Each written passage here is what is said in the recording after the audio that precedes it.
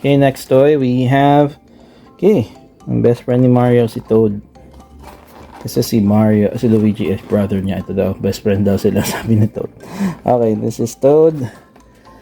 Okay, so buksan natin si Toad. Yan. From the Mushroom Kingdom. Alright, there is Toad. Okay. Ayan siya. Nasa likod niya, coins yan nasa likod niya. Tapos ito, parang isa Mario Maker to, no, may ganito.